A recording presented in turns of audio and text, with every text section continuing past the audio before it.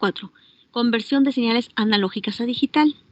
Bueno, aquí hacemos una pequeña introducción recordando cómo diferenciar una señal analógica de una señal digital, detalles de introducción, cómo llegar de esta forma a esta forma digital. Ahorita vamos a verlo. Pueden leerlo ustedes con más calma, yo lo omito, son como introducción. Y bueno, generalmente hay 3 pasos para llegar a obtener una señal de analógica a digital, aunque en algunas fuentes de información manejan 4 e incluyen dentro de este cuarto paso algo que le llaman retención. Entonces, muestreo y retención lo abarcamos en un bloque, cuantificación y codificación. Generalmente en algunas fuentes pueden encontrar, en algunas fuentes pueden encontrar este diagrama o como muchos lo hacen, incluyen el sistema de retención que hoy te explico qué es dentro del muestreo y quedaría más convenientemente, como en la mayoría de las fuentes de información, este diagrama: muestreador, cuantificador y codificador. Vamos a ver cada uno de estos pasos para llegar de una señal analógica a una señal digital. Y empezamos con el primer paso. Para entender el primer paso es necesario comprender lo que sería el teorema de Nyquist o el teorema de muestreo. Es decir, ¿qué condiciones vamos a cumplir nosotros para tomar muestras de una señal? Cuando nosotros estudiamos principios de matemáticas, sabemos que una señal continua más o menos la representamos con este tipo de función y una señal discreta con este tipo de función. ¿Qué pasa si nosotros tenemos una señal y la multiplicamos por otro tipo de señal para obtener muestras de ella? ¿Cómo realizamos este proceso para llegar de aquí a acá? Considerando lo que nos dice Nyquist. Nyquist dice, supongamos, si yo tomo muestras aleatorias, si se dan cuenta, yo tomé estas muestras de esta señal, de la que está como que más lila. Sin embargo, con estas muestras, únicamente con estas muestras, yo puedo reconstruir n cantidad de señales que coinciden con estas muestras. Obviamente sería como que no volver a regenerar la misma señal que muestré. Para que esto no ocurra, que de pocas muestras pueda reconstruir una serie elevada mayor a reconstrucción de señales que pueden pasar por estas muestras, tengo que contemplar lo siguiente. Yo requiero de un circuito muestreador. Electrónicamente el circuito muestreador está formado, observen, una resistencia, un interruptor y un capacitor. ¿Qué hace este circuito muestreador? En un intervalo de tiempo específico, abre, toma la muestra y se cierra. Por eso en muchos diagramas literalmente incluyen el sistema de retención que venía más arriba dentro del muestreo. El muestreo incluye un interruptor, abro, tomo una muestra, cierro, ya no la tomo. Abro y tomo una muestra y ya no la tomo. Pero ¿en qué intervalo de tiempo yo voy a tomar esa muestra? ¿Y cuántas muestras yo voy a tomar en ese intervalo de tiempo? Para explicar esto, la condición que me pone Nyquist, se llama el teorema de Nyquist, es que la frecuencia de muestreo sea mayor o igual a 2 veces la frecuencia máxima. ¿Y cómo voy a considerar esto? Considerando que generalmente el procesamiento que vamos a manejar es la voz, mi frecuencia de la voz es 4 kHz. Y de ahí partimos, recuerdan esas unidades que sacábamos a nivel jerárquico para la transmisión, 8000 Hz. ¿Por qué teníamos que usar lo doble de la frecuencia de la señal? Para cumplir la condición de digitalizarla. La frecuencia de muestreo tiene que ser mayor o igual a 2 veces la frecuencia máxima. Esto es el teorema de Nyquist o el teorema de muestreo. Lo que hay que cumplir para tomar muestras en un tiempo específico. ¿En qué tiempo específico? Obviamente la inversa de la frecuencia de muestreo es el tiempo de muestreo. 1 entre la inversa de esta frecuencia, 2 veces la inversa de esta frecuencia. Si yo ya sé que la frecuencia de la voz a nivel práctico se redondea a 4 kHz, esos 8000 Hz sería 1 entre 8000 Hz. En pocas palabras, cada 125 microsegundos voy a tomar 8000 muestras. ¿Dudas o preguntas hasta ahorita?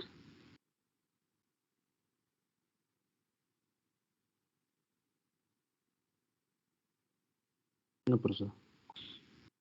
Gracias. Considerando que yo voy a tomar 8,000 muestras cada 125 microsegundos, porque es la señal de la voz que voy a digitalizar, ya tiene más sentido de que no voy a tomar muestras aleatorias, sino muestras constantes y específicas a una frecuencia, en este caso la voz, que me van a permitir, al tener un número mayor de muestras, una mejor reconstrucción de la señal que voy a digitalizar.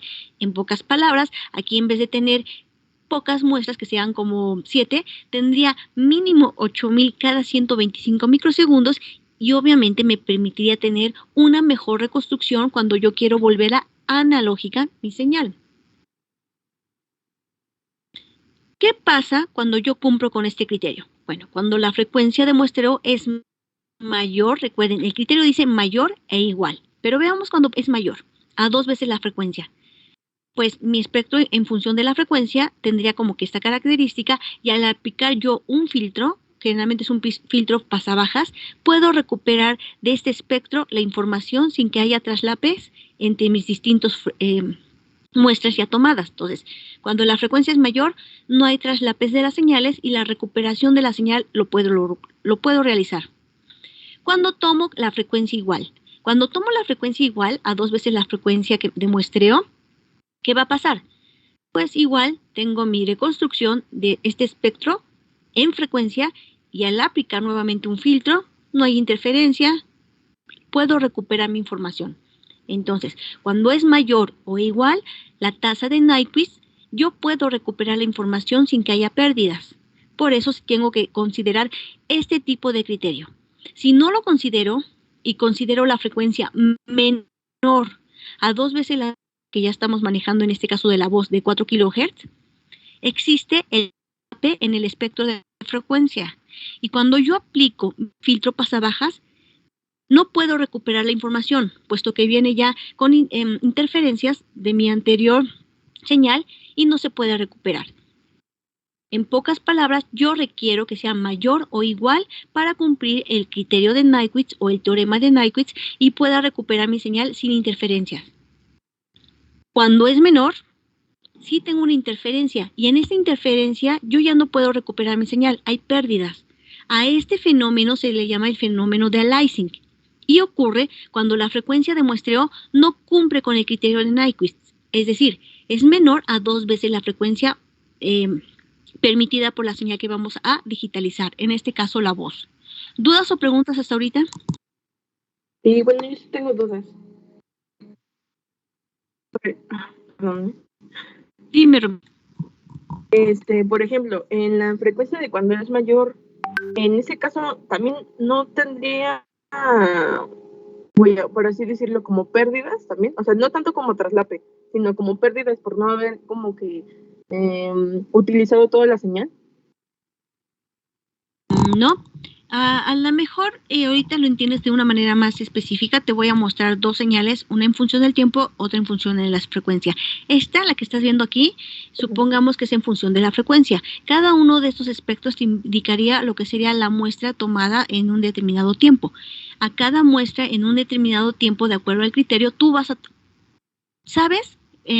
Supongamos, tengo 125, bueno, lo voy a hacer un poquito más grande, de 0 a 5 segundos. Lo estoy diciendo ahorita un valor para que no cambie a microsegundos, si te revuelva más, de 0 a 5 segundos.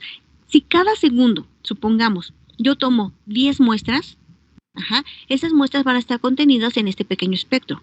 De esas 10 muestras, cuando yo considero pasar un filtro, cuando la frecuencia es mayor, las siguientes 10 muestras estarían acá y las otras siguientes estarían acá. En pocas palabras, yo, a pesar que tengo esta frecuencia aquí, que al parecer estaría como que con ruido o interfiriendo en este mensaje, el filtro sabe específicamente en qué lapso de frecuencia se encuentra la información, porque estamos considerando, recuerda, una frecuencia que es de la voz y un tiempo específico para tomarla.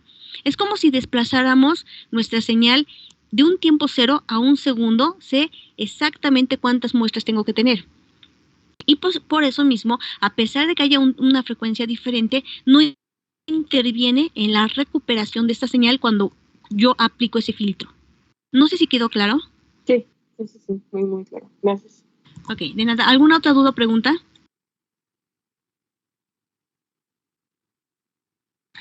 Bueno, entonces, si yo no cumplo con esta condición, me ocurre el fenómeno de aliasing. Todo eso que estoy hablando aquí bien explicado. Y no es correcto que ocurra esto, puesto que las interferencias entre los espectros de frecuencias se interfieren entre ellos y no puedo recuperar mis señales porque tienen ruido o interferencia. Esto no puedo recuperar y no puedo reconstruir esa señal porque hay una interferencia aquí entre los espectros. Yo ya sé que voy a cumplir con esta condición y que cada 125 microsegundos voy a tomar 8,000 muestras.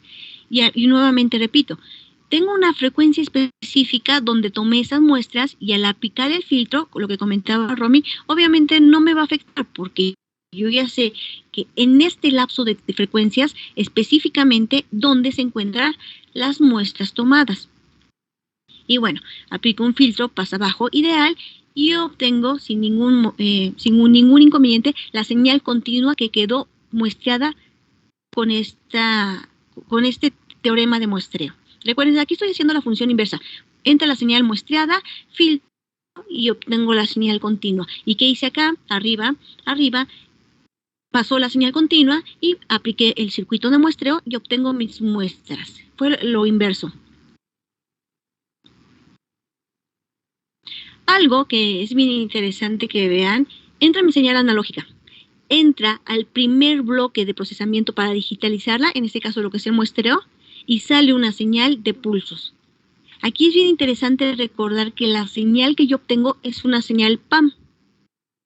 Y vuelve a aparecer nuevamente esta famosa señal PAM. ¿Quién me recuerda lo que es una señal PAM? Entra la señal analógica, la muestreo, y aunque no lo crean, después de muestrear, lo que yo obtengo aquí es una señal PAM. ¿Alguien me recuerda lo que era una señal PAM? Una señal por pulsos analógicos. Una señal por pulsos con dominio en la amplitud. Sí, mis niños, pero ya. Romy, tu micrófono, por favor, gracias. Recuerden decirme todo eso. ¿Quién está cambiando? ¿Qué cambia con respecto a qué? ¿Cómo son? Cambiar la amplitud del pulso de una señal portadora digital con respecto a una señal moduladora analógica. Gracias, David. Y ya considerando esto, David, nosotros al obtener una señal PAM, que ya nos dimos cuenta que la portadora es digital y que la señal banda base es analógica, entra la señal analógica, multiplicamos en algún momento por una señal digital y sale una señal digital. Esta señal digital, señal de pulsos, es una señal PAM. Y comúnmente obtenemos 3 tipos de muestreo aquí a la salida. ¿Y cómo son esos tipos de muestreo? Primer muestreo, muestreo natural. ¿A qué se refiere esto? Yo, para encontrar muestras de una señal continua, la multiplico, después se van a enterar el por qué, ahorita por un tren de pulsos. Cuando yo multiplico esta por esta, obtengo como resultado esta tercera señal. Y esta tercera señal le llamo muestreo natural, porque si se dan cuenta, al multiplicar esta por esta, obtengo esta tercera señal, que es como una PAM. Pero ¿por qué no está así como que al 100% PAM? Porque las amplitudes de cada pulso en el tiempo en que se transmite son diferentes, de acuerdo a la señal de entrada. Entonces, tengo diferentes amplitudes en las crestas de estas señales, obviamente si tuviera una señal negativa en los valles de estas señales, y lo que me representaría mantener diferentes amplitud en un pulso durante su transmisión. Este es muestreo natural. Permítame. Entonces, entra la señal analógica, la proceso, es decir, la muestreo, y puedo obtener un muestreo natural cuando la multiplico con una señal de tren de pulsos. Pero, ¿qué lo hace muestreo natural? Que mantiene diferentes amplitudes o mantiene la amplitud de mi señal inicial en lo largo de la transmisión de un pulso. ¿Dudas o preguntas?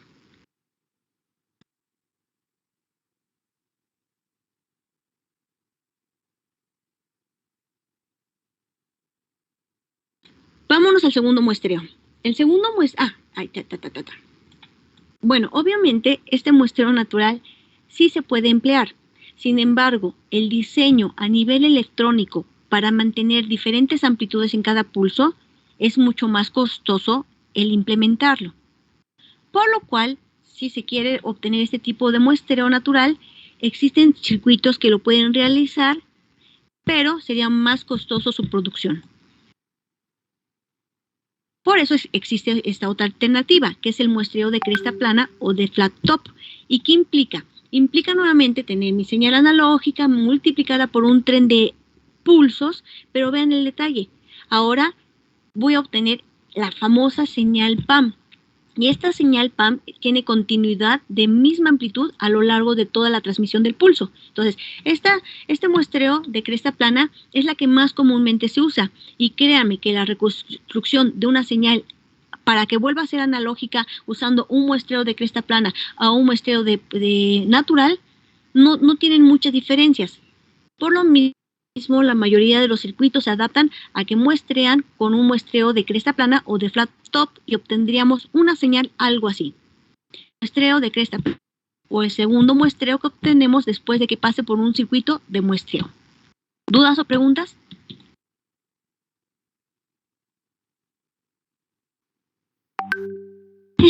Los tengo dormidos. Ánimo, ánimo. Estamos a la mitad de la semana. Último muestreo. Bueno, aquí un poquito vuelvo a hacer énfasis que dentro del muestreo entra la retención, es decir, en un tiempo específico tomo la muestra, aquí dice en un instante dado, y mantengo ese valor, mantengo esa amplitud hasta que entre el siguiente instante de tiempo, ¿no? Tomo una muestra, tomo una muestra, tomo una muestra, tomo una muestra, de acuerdo al valor del circuito o de ese interruptor que está levantándose y cerrándose para tomar una muestra específica. Si se dan cuenta, aquí tenemos la señal analógica, estoy tomando en determinados tiempos mi muestra y algo así tendría como que ver la señal, ¿no? Después de que fue muestreada. Y el último muestreo ideal. ¿Qué sería el muestreo ideal? Si se dan cuenta aquí, ya no estoy multiplicando mi señal inicial por un tren de pulsos, sino que lo estoy multiplicando por un tren de impulsos. Aquí es cuando a veces empiezan a revolver, que en el examen me ponen impulsos cuando son pulsos o pulsos cuando son impulsos. Ahorita vean la gran diferencia. Este es un tren de impulsos y al multiplicarlo, la señal de entrada por un tren de impulsos, obtendría esta señal. ¿Y por qué se le llama muestreo ideal? Porque sería como que más conveniente tener literalmente una sola amplitud por cada muestra, un solo valor en cada punto, considerando un tren de impulsos a varias amplitudes dentro de una sola muestra. Explico ese detalle. Si ustedes recuerdan, el tren de impulsos, retrocedemos un poquito mucho más atrás, nos ayuda a realizarlo gracias a una función matemática que se llama función de impulso unitario. ¿Qué es un impulso unitario? La función de impulso unitario se representa con delta de t matemáticamente e implica que en un intervalo diferente de 0, aquí y acá no hay señal, vale 0, y en un intervalo que es igual a 0, tiende a infinito este impulso. ¿Y por qué estoy manejando un impulso? ¿Qué pasa que si este impulso multiplica a mi señal analógica? Pues obtendría una amplitud. ¿Por qué? Porque, explico. Generalmente nosotros tenemos que manejar las funciones en función de la frecuencia. Una función matemática que me permite hacer eso es la transformada de Fourier. La transformada de Fourier, en este caso del impulso unitario, es 1. Entonces vean qué ventaja tengo. Si yo saco la transformada de Fourier de este impulso, es 1. Y este 1, si multiplica a una señal analógica, por ejemplo, que por acá venga la señal analógica, justo me va a dar el valor del voltaje de la amplitud de esa señal analógica en este intervalo de tiempo. Por lo menos obtendría una muestra. Bueno, pero una función de impulso unitario también me da la ventaja que la puedo desplazar en el tiempo. Si la recorro por acá, esta es su función, ¿no? Delta de t menos a. Si la recorro para acá, es delta de t más a. La transformada de Fourier de esta función, pues es el e a la menos at, si está aquí, o e a la at, si está por acá. Entonces, esa es una ventaja que tengo, que un impulso unitario lo puedo recorrer de menos t a más t, y voy a obtener una función que al final me va a permitir obtener una muestra, en este caso, de mi señal analógica en un tiempo específico, al desplazarlo. Pero a mí no me sirve un solo impulso unitario. Requiero de más impulsos. Por eso voy a multiplicarlo por un tren de impulsos. Ya con esto, a mí me permite tener de menos infinito a infinito más valores de amplitud de una señal analógica, más muestras. ¿Dudas o preguntas hasta aquí?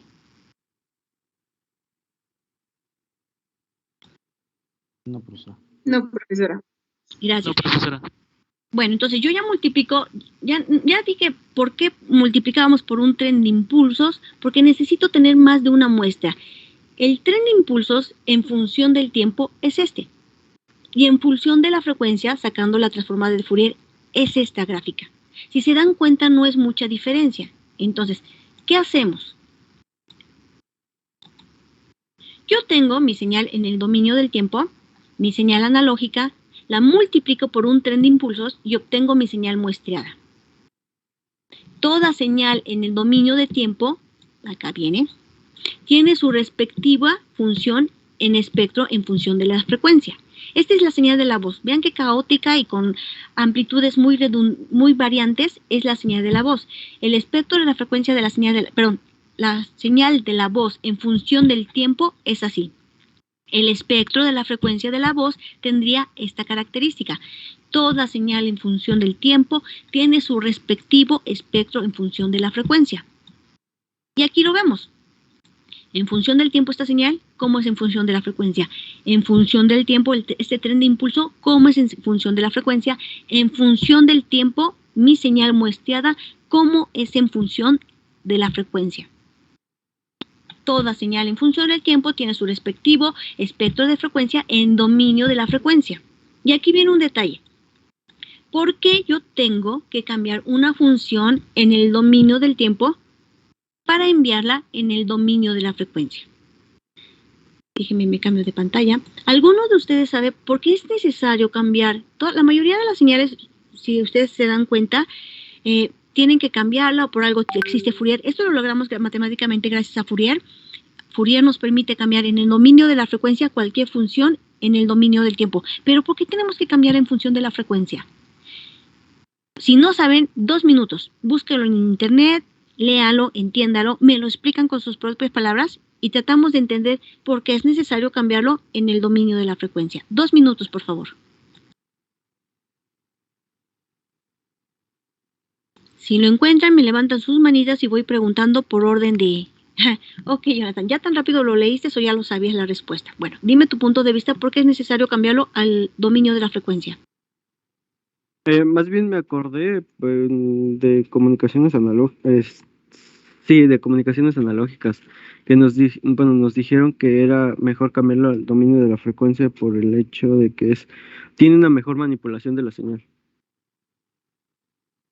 Bueno, en pocas palabras se podría decir eso. Gracias, Jonathan. Bueno, Sí. Esa es una gran ventaja. Jonathan ya lo dijo. La manipulación en función de la frecuencia de una señal es mucho más fácil que en función del tiempo para un sistema requerido. Otro punto de vista, por favor. ¿No sería también porque pues están relacionadas directamente? Uno es el inverso del otro. Manejarían los mismos datos. No, de hecho, literalmente los parámetros que lees en función del espectro de frecuencia son diferentes a la función en el tiempo. Otro punto de vista, por favor. Porque es más adaptable a lo que es con respecto a bueno, sí, por así decirlo, bueno, ¿cómo explicarlo? Al periodo, por así decirlo. Por ejemplo, lo que es en el tiempo, en su gráfica, un ejemplo, es que aquí el tiempo va variando, o sea, no hay como algo, algo lineal.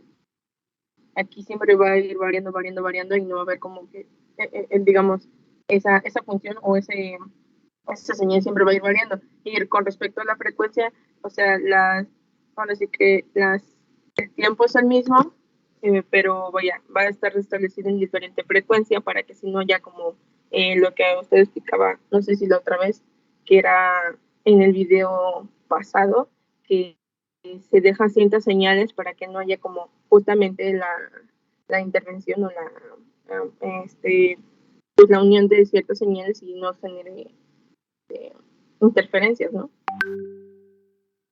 Ok, Romy, interferencias. Bueno, metiste muchos temas aquí y ya se me fueron los primeros, pero sí, tiene relación en cuestión de tiempo a frecuencia, sobre todo por... Bueno, ahorita les doy la respuesta correcta porque ya me bajó la mano Raimundo, no sé si quieras comentarlo algo. Y ya no creo. No, ya no. Ok. Bueno, les explicamos porque como que todos tienen esa idea y sí, cambiamos en el dominio de la frecuencia porque la manipulación de los parámetros en el dominio de la frecuencia con respecto a un sistema es mucho más sencillo. Además, la mayoría de los equipos nos dan funciones en función de la frecuencia. Entonces, a nivel práctico, manejar el dominio de la frecuencia, la lectura es en el dominio de la frecuencia porque la manipulación de los parámetros dentro de estas señales es mucho más adaptable a los sistemas que manejarlo en el dominio del tiempo. Generalmente es por eso que se cambia casi todo en el dominio de la frecuencia. Y vean este detalle ahora. El dominio del tiempo, mi primera señal por la segunda señal, por la segunda señal, matemáticamente es una multiplicación. En el dominio de la frecuencia, mi primera señal, convolución por mi segunda señal, me da mi tercera señal. Dominio de la frecuencia, convolución, dominio del tiempo, multiplicación. ¿Por qué pasa esto? Para ver por qué pasa esto, ya vimos que es mucho más favorable cambiarlo al dominio de la frecuencia por la manipulación de los parámetros que me permiten en este dominio del tiempo, en este dominio, que en este otro. Pero ahora la interrogante es, bueno, aquí estoy multiplicando y aquí estoy realizando una convolución. Aritméticamente son dos operaciones diferentes. Ahora, por favor, ayúdenme a recordar qué es una convolución. Si encuentran dibujos, si encuentran teoría, y si quieren compartir la pantalla, me avisan y les habilito para que lo puedan compartir. 2 minutitos. Entendamos el concepto de convolución, por favor. Busquen, investiguen. Si alguien lo encuentra, levanta la mano. Si quiere compartir pantalla, me dice y lo habilito para que lo pueda hacer. 2 minutitos. Entendamos el concepto o busquen algo que me ayude a comprender convolución.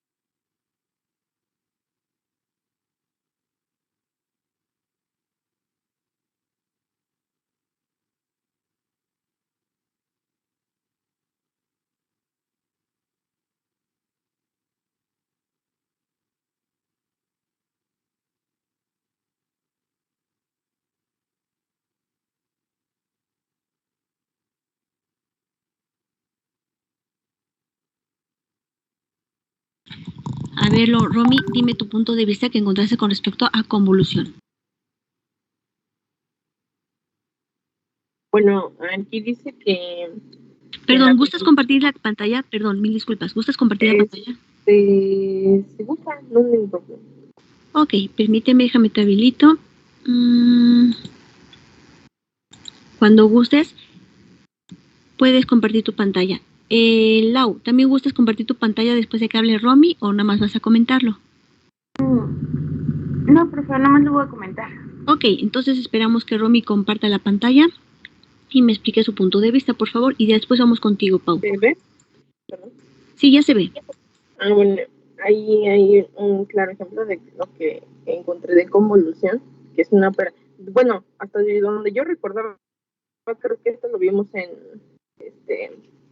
en probabilidad de estadística, entonces como que se me hizo familiar y ya después lo vi bien, esta parte. Bueno, aquí dice que es una operación matemática que combina dos señales para producir una tercera señal. Entonces, pues matemáticamente nosotros vemos esto en probabilidad, pero en parte de lo que es comunicaciones sería esta parte, ¿no? y pues dice que pues es un campo de la señal digital que es muy importante porque permite obtener una señal de salida a partir de una señal de entrada y una respuesta de impulso. Creo que acá había visto un ejemplo. Creo que era este. Creo. Pero el chiste creo que es este. No, como que no encontré otro más. Ok, gracias Romy. Déjame te pongo tu participación. ¿Te regresas a la página donde estaba lo teórico, por favor?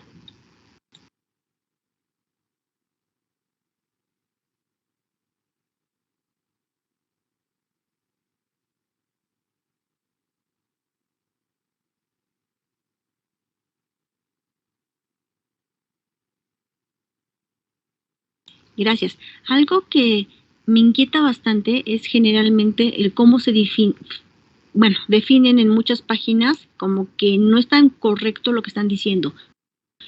Convolución es una operación matemática, estoy de acuerdo, que combina. Esa palabra combina me genera inquietud, ruido y cierta molestia, porque no es agarrar una señal 1, una señal 2, revolverlas, o sea, combinar implica eso, revolverlas y generar una señal 3. No es una combinación de dos señales. Ahorita vamos a entender qué es lo que se realiza con estas dos señales, pero a eso voy, ¿no? Generalmente ayuda muchísimo a mis niños que no se queden siempre con el primer concepto, porque esta palabra combina está pésimamente ahí introducida. Busquen 2, 3, que traten de homogeneizar un concepto que ustedes puedan crear. Combina es incorrecto. No combinamos dos señales. Gracias, Romy. Me voy contigo, Lau. Ahí ya me bajó. Sí, contigo, Pau. Ay.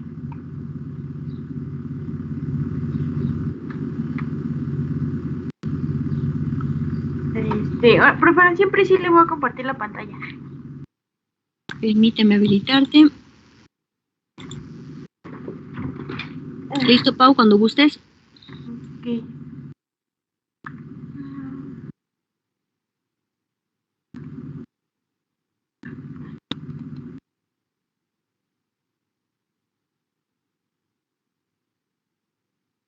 Romy, ¿me ayudas bajando tu manita, por favor, para que siga un orden de personas? Bueno, que aquí me ponen el número, ¿no? 3, 4, 5. Gracias, qué amable. Dime, Pau, escucho tu punto de vista. Y bueno, cuando compartes tu pantalla. Nomás me avisan cuando se vea, por fin. Aún no. Aún no. Si alguien ya la vio, me avisa también, por favor.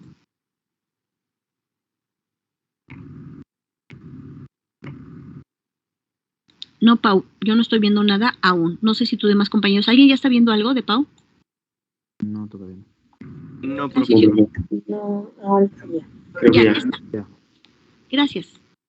Yo encontré lo que la compañera había encontrado primero, pero investigué y para que se vea como la suma de señales es esta. Tenemos una señal cuadrada y una señal lineal y pues ya. Híjole, Pau, tampoco es una suma, porque si fuera una suma, en vez de poner señal 1, convolución señal 2, sería señal 1 más señal 2. El término suma tampoco es aplicado en ese término y aquí tampoco. ¿Sí dice ahí suma en ese texto? No, es que no recuerdo el nombre, pero es que recuerdo el simbolito.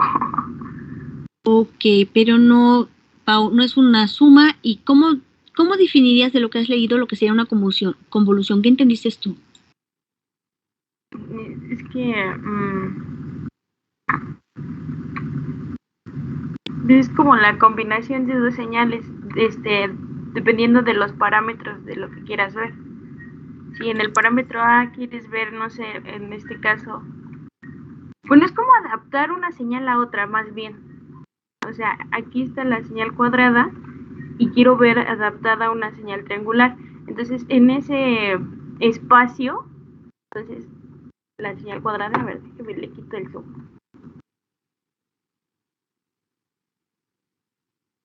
Ay, no lo hizo. Bueno, pero aquí está una señal cuadrada y pues vemos en cierto espacio la recta, ¿no? Pero nada más de punto 1 al punto 2. Es lo que yo entiendo. Gracias, Pau. Nos falta bastante entender. Recuerden, no es una suma, no es una combinación. Pau. Me voy con Raimundo, creo que es el siguiente.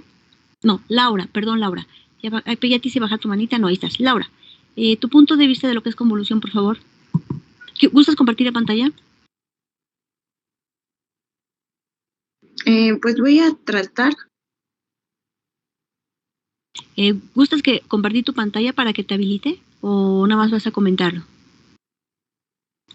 Pues tengo un ejemplo, bueno, sí, tengo un ejemplo de convolución y tengo como una conclusión de lo que es la convolución. Cuando gustes puedes compartir tu pantalla, por favor, Diana.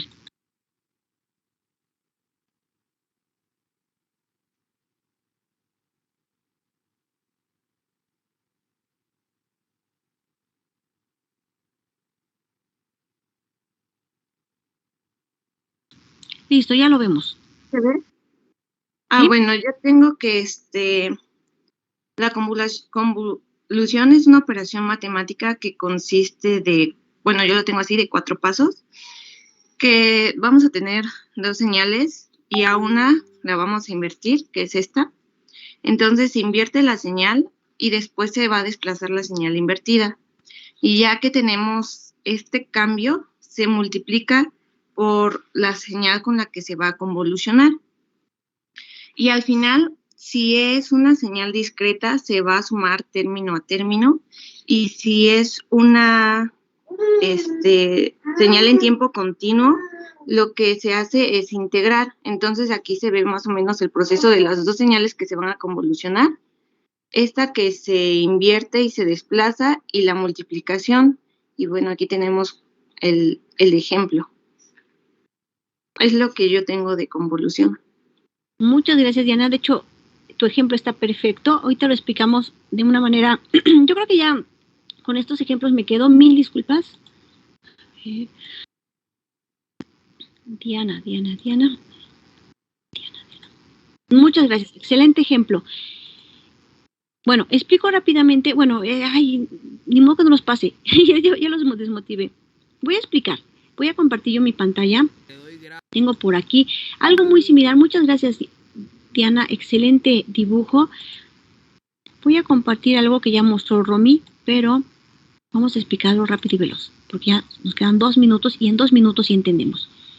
Existen muchas operaciones matemáticas, convolución, correlación, autocorrelación, pero me voy a enfocar en esta. Como ya dijo su compañera Diana, literalmente son 2 señales. Y las 2 señales, una convolución con otra, es diferente a otra con la convolución de esta. En pocas palabras, no es conmutativa, por eso tampoco podemos decir que es una multiplicación. Es muy diferente a una multiplicación porque no es conmutativa. ¿Y qué me implica la convolución? Tengo 2 señales. Por norma, como ya comentó Diana, una de ellas invierte. En este caso voy a invertir esta, la G. Y al invertirla, la voy desplazando desde menos infinito hasta infinito, hasta que va a llegar un momento en que ambas señales en un instante del tiempo coinciden y me crean una nueva señal, que sería esta, ¿no? Y la voy desplazando. Esta señal creada es la nueva y tercera señal que se creó con la convolución F, convolución de G. Pero, como les comenté, no es conmutativa. Al no ser conmutativa, G, convolución de F, ¿qué hace? Ahora la que volteo es F. A lo mejor aquí no se puede percibir muy bien que estoy invirtiendo la función F. Sin embargo, se invierte y se desplaza desde menos infinito a más infinito y vean ahora la señal que se obtiene. Es invertida con respecto a esta otra.